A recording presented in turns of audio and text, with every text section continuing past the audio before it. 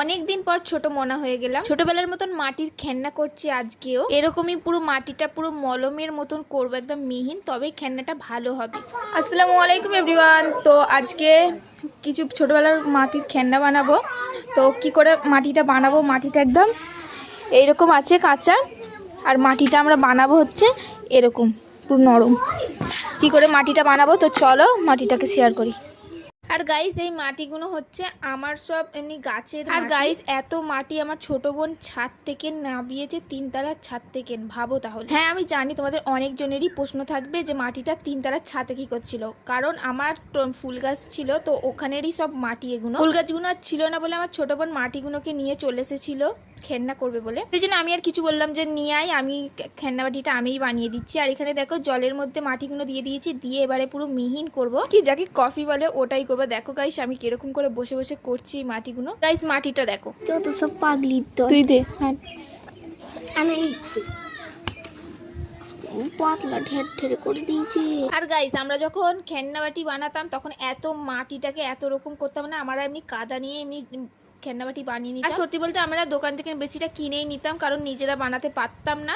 তো সেই জন্য আমার ছোট বোন বিশেষটা এমনি নিজে হাতে সব বানিয়েই খেলে, এটা সত্যি। আর ও অনেক সুন্দর সুন্দর খেলনাও করতে পারে, তাই আমি সবসময় ফোন ঘাঁটি। সেই জন্য বললাম চ আমিও তোদের সাথে একটু যোগ দিই। আর ছোটবেলায় এরকম ধুলো বালি নিয়ে অনেক খেলা করতাম, আর এখন বড় হয়ে গেছি বলে আর এখন ওসব খেলাকুটি এমনি হয় না।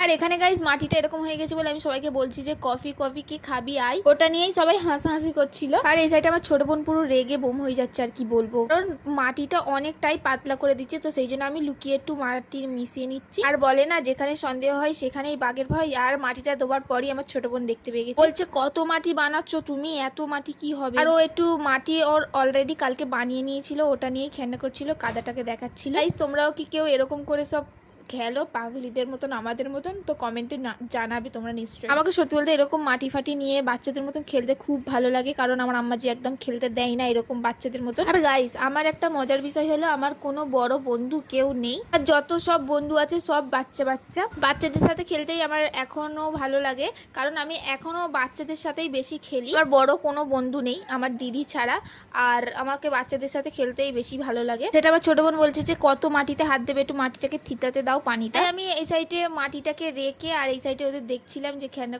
এমনি করছে ওরা খেলনা বাটি। আর গাইস আমার হাত দেখো, আর এই সাইডে আমার ওড়না পড়ে যাচ্ছিল, ওদের বললাম যে ওড়নাটা আমার ঠিক করে দেয়। আর এই সাইডে আমি হাত ধুতে যাচ্ছি দেখো। আর এই উঠোনে করলে আমার আম্মাজি অনেক রাগ করতো, তো সেই জন্য আমরা ঘরের পিছনটাই যে বসে বসে করছিলাম।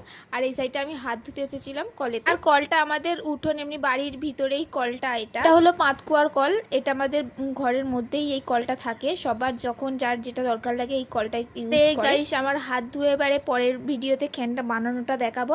আর আমার ভিডিও যদি তোমরা প্রথম দেখে থাকো তো লাইক কমেন্ট শেয়ার করতে একদমই ভুলবে না।